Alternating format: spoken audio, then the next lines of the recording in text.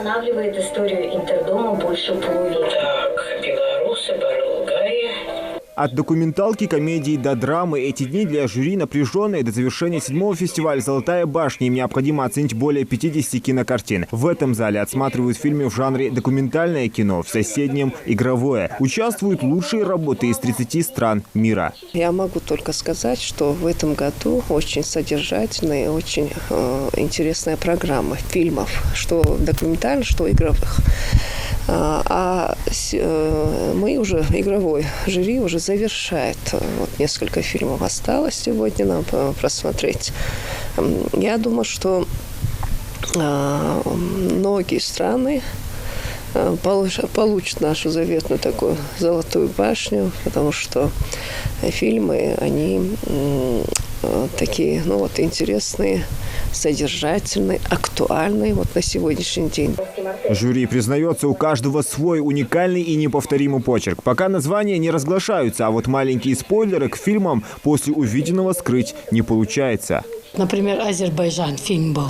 Был фильм, который актриса, она сама из Италии, корни у нее, живет она в Бразилии. Понимаете, вот такие фильмы, то бразильский фильм интересный, белорусский фильм интересен. Интересны очень российские фильмы. Много есть интересные фильмы про жизнь людей.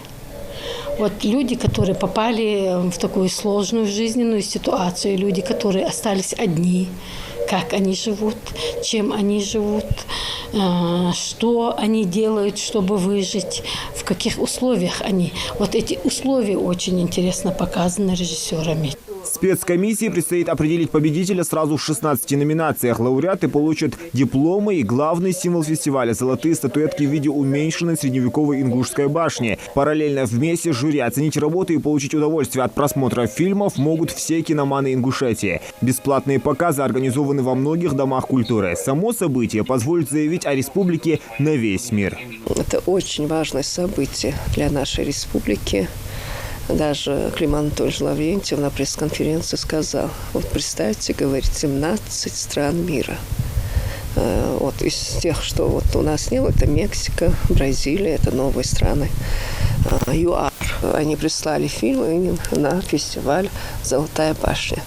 И надо уже сказать, что с каждым годом фестиваль расширяет географию.